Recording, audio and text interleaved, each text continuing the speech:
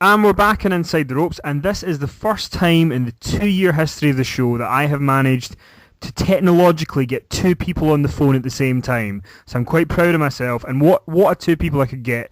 They are the authors of the brand new book Mad Dogs, Midgets and Screwjobs, the untold story of how Montreal shaped the world of wrestling. So I'm joined tonight by Bertrand Hébert and Pat Laprade. I think I've pronounced them right.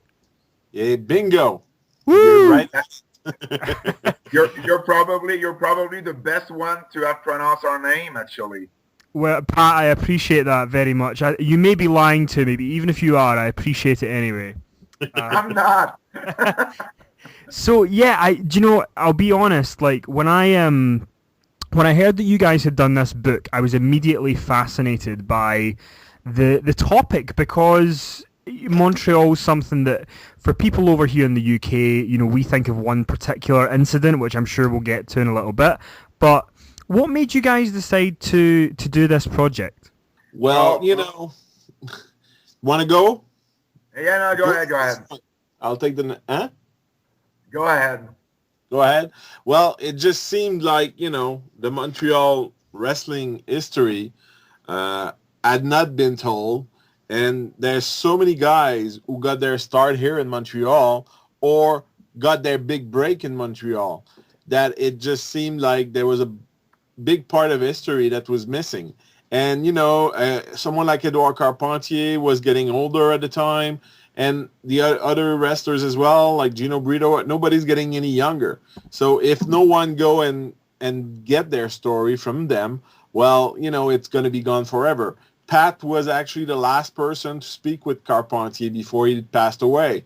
So if he didn't get the interview with Edouard Carpentier just before he died, I mean, for the only time he ever spoke about wrestling in a completely open manner, that would have been gone, lost. Whatever information we could gather in that interview would not exist today. So, I mean, that's a big reason. We love wrestling and we love Montreal wrestling and we wanted to share it with the world. When we started the conversation, obviously people over here in the UK, whenever they hear Montreal and wrestling, they think of the Survivor Series, they think of the Screwjob and all that sort of stuff. But when I was people think about the Screwjob when they think about Montreal. Well, that's what I was going to say, because it was only when I was sort of researching you guys and kind of getting to grips with stuff, but I never knew there was another Screwjob in Montreal years before, decades before. Yeah, in 1931, actually, what is considered the first Montreal Screwjob, a match between Henri Deglan and Ed Strandler Lewis.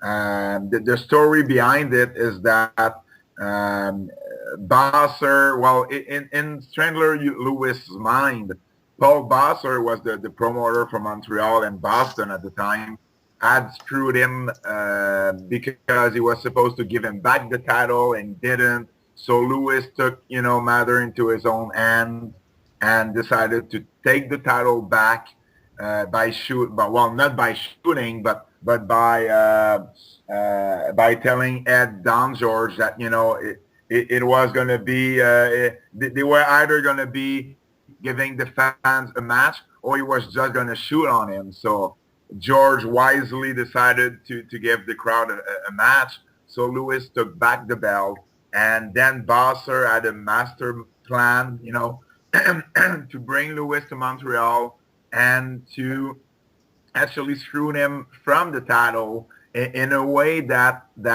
title were not you didn't see that kind of screw job at the time. Usually it was the promoter would send a shooter in the ring and the guy would just battle his own way into the title by shooting on his opponent.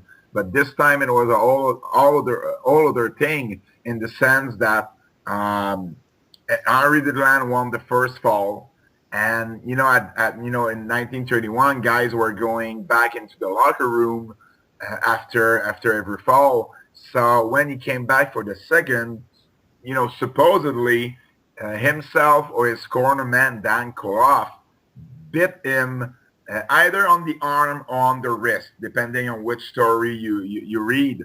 And when Deglan came back to the ring, after, I don't know, 8 or 9 minutes, he got pinned by Lewis.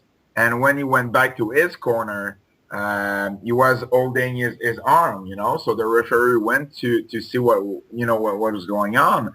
And he saw the teeth marks on Deglan's arm.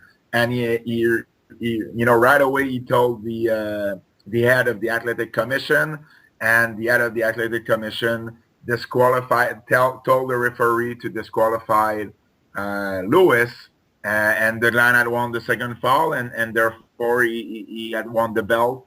And that wasn't supposed, that wasn't supposed to happen. Lewis was supposed to win to keep the title that night. So it was really the first Montreal Screwjob. And yeah, people usually don't know really much about that match, which is, by the way, contested by some historians. But we believe that, that's really the story that happened there. And within Quebec, is that thought of as more of the Screwjob than the Survivor Series? Well, the Survivor Series is much more recent. I mean, the Deglan Lewis thing is, basically no one is left from that era that can discuss it or have any kind of insight. We had to do a lot of newspaper research to get information. That is a story that is as lost here that it is around the world. So I thought it was important to put that in the book. But obviously the Survivor Series is outside of the province of Quebec, is probably why Montreal is most well known in the recent years. It was maybe the second most important match in pro wrestling history in North America, with the Hogan Andre at WrestleMania 3. So obviously, that's a subject we've been asked a lot outside. Locally, that's not as big as a story as people would think as we've advanced in the book. Bret Hart at the time of the Screwjob was just another WWF wrestler. He was nothing like a national hero in Quebec. It's totally different being a national hero in the rest of Canada or in Alberta, like Bret is, than to be a national hero in Quebec. He was not called Rougeau. He wasn't called Vachon. So he was not like a local star. He wasn't French Canadian. He wasn't French Canadian, which makes a big difference as far as being a hero or a national hero in Quebec. From there, so that story, with wrestling fan, it's a big deal. When Bret finally came back a year or so ago, that was a big thing at the Bell Center. But obviously, in the media and all of that, it's not as big as a story as people would think. And if there was one major Canadian city that Bret could have lost that match and that belt without it hurting him in any way, shape, or form as far as being a national Canadian hero, I mean, that would have been Montreal. Locally, the night of the show, people were more at loss of what was going on than being on the verge of a riot, like Bret was, as told in some interviews, as far as we're concerned, living here and being in the crowd that night. But it's still a big story, and it's a big part of the book. And for the first time ever in the book, we have, what led to it. We have the actual screw jobs, and we have, the mending of the fences up until his return to Montreal. So we have the full story. And I think it's a very nice read and very, it's a big piece of wrestling history. So, and it happened in Montreal. Let's put it that way, Kenny. Let's put it that way. Henri Deglan and Strangler Lewis are two names that, people, I don't know, of 70 years old or more will remember. Okay, they will remember their name, but they might not know about the Screwjob thing in 1931. On the opposite side, if you think that WWF, even in 1997, was drawing his core crowd between 18 and 35 years old, 15 years later, these people are between 33 and 50 years old. So there's a lot of people here in Quebec still that maybe were at the Bell Center that night, or that they happened to watch wrestling back in the days, back in 1997, and they don't anymore. So a lot of people still know about the story, but it's not as big of a story in Montreal that it can be in the wrestling media, in the wrestling world. One of the names that I think he comes up in the book, and I think it will shock quite a lot of readers from over here, is Dino Bravo, who was in the WWF, but he was so popular in Montreal. Is it true that they didn't put Dino Bravo up against Hogan in Montreal for fear that people might cheer Bravo over Hogan? Is that true? Yeah, exactly true. Actually, since we published Mad Dogs, Midgets, and Screwjob, we were even able to double check that story with Jerry L. Briscoe. And he confirmed when we were in Waterloo, Iowa for the National Wrestling Hall of Fame that indeed that was an issue of security, and having Hogan at that moment in time facing somebody that will split the cheers with him at best was not an option, and they just backed out of the deal.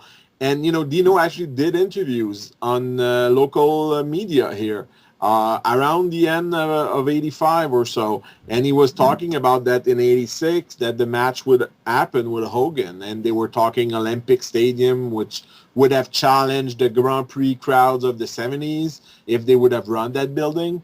And suddenly that those joint shows with International Wrestling came to a halt in January of 86.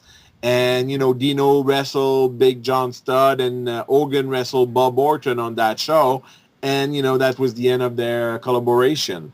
And Dino, to really put it in perspective, as far as drawing crowds, the only other two guys that drew as singles, as much as Dino did in the 80s, you have to think about Johnny Rougeau's in the 60s and Yvon Robert in the 50s and 40s. This was the kind of fame he was getting and the kind of crowd he was drawing in the 80s.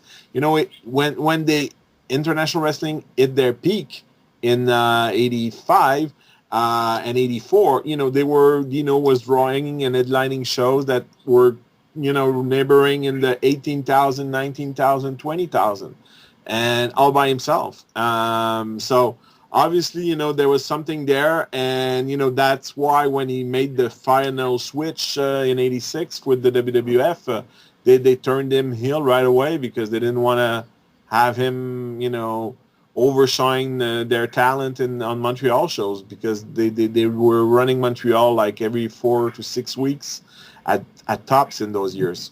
Yeah, well, I was going to ask you, did one of you guys say that you were actually at the building for the Bret and Shawn match? So from a live perspective, what were those two experiences like?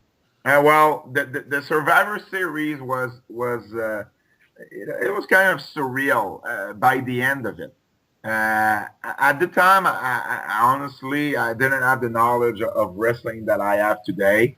But still, I was looking at Bret, air writing WCW in front of us, and I was like, man, something special is going on. But never I could have told you that it would have took the proportion it actually did. As far as the Rougeau Hogan match, it was just fun to actually be at a it was almost a WCW show for us.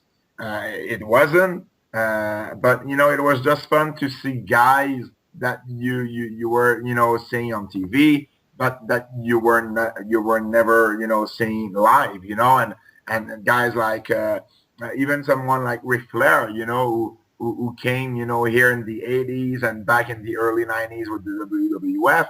He wasn't coming here all the time, right? So it was just a really, really nice. It was Chris Jericho first match in Montreal also, right. And there was a few special things on the show. The Giant and the Giant plus what people don't remember, and maybe some people don't know, is that the prelims of that show were local guys, and some of them used to wrestle for International Wrestling as jobbers back in the 80s. And I have really fond memories of seeing Sonny Warcloud, a big, Indian character. And I haven't heard of him at the time. I didn't hear of him since, 10 years, since International Wrestling folded. Mm-hmm. And I remember looking at my friend and started laughing and said, Sonny Warcloud. And I couldn't believe my eyes. And maybe 5 years after, I was, having dinner with him in Quebec City. So it was a good, year for wrestling in Montreal. And these kind of shows, the real wrestling fans didn't have any other choices to be there, I think. And one of the things that I wanted to ask you guys about was, obviously you had mentioned that Bret Hart maybe wasn't as much of a hero in Montreal as he would make out that he is, compared to like being a national Canadian hero. But what about Shawn Michaels in terms of whenever he would come back to Montreal? Was it more like a kind of pantomime thing that he would get booed as opposed to people genuinely being angry?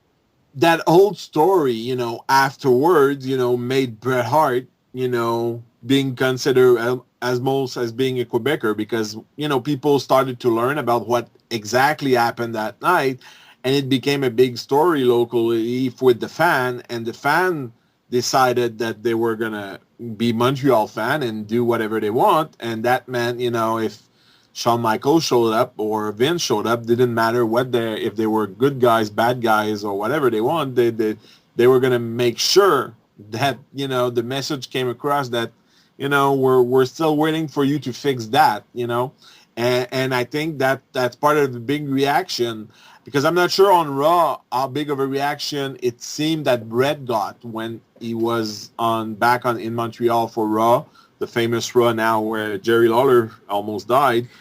Bret got a bigger, for me anyway, from watching on TV, Bret got a bigger reaction in Montreal last year when he came back than he did when he actually came back in 2010 in Ohio. Oh yeah. It was, deafening. And, I don't think there was a show between Survivor Series 97 and the show where he finally came back that there wasn't a WWF show where you were not like, what if Bret Hart was to come back to Montreal and made up, and they even teased it one time. I was there when Shawn Michaels came out and they had Bret's music. They played that music one time to tease it, and people got a big reaction, and they said ha ha ha, we got you, and people were really pissed, and it's just amazing the reaction he got live. It's a goosebump type reaction, and it was amazing to finally saw that, since we were there at Survivor Series to see the final resolution of the whole thing. And for fan in Montreal, I think they consider Bret Hart to be now, one of our own as far as wrestling goes. From that event, much more than he was in '97. Exactly. That's the weird thing about it, is that's the irony of it, is that he is now a bigger babyface than he was back in 1997 in Montreal, and because the same thing will happen. Because Bertrand was, talking about, Jerry Lawler heart attack. The day and I'm surprised they did a house show in September. They're going to do another one in January, and I'm really surprised that they haven't come back with a Raw here in Montreal right after Lawler's heart attack. Because the day Lawler will step, not into the ring, but will, step foot in front of the Montreal crowd. It will be cheered, and he'll have a standing ovation like few people had, because that's the kind of crowd Montreal is. When something happened here, all of a sudden you became one of ours, and that's just the way it happens here, and I'm sure that Lawler will be the same thing when Raw comes back, at one time or another. Well, guys, Bertrand, Pat, I appreciate you coming on. I hope you've enjoyed it. It's been good to talk about Montreal and more than just the Screwjob of 1997 and learn more about it. We're always happy to speak about Montreal wrestling, and we could go forever. So yeah, an hour is not long enough for us. Exactly, but we want people to buy the book, so we're going to cut you off now, so people need to buy the book to learn more. But genuinely, guys, it's a great book, so I wish you all the success with it. Thank you. And if you decide to bring out a sequel book, then definitely come back on and we can talk to you again. But yeah, it's been great speaking to you, and I hope you've enjoyed it. Yes, thank you for Kenny. the Thank you invitation. very much.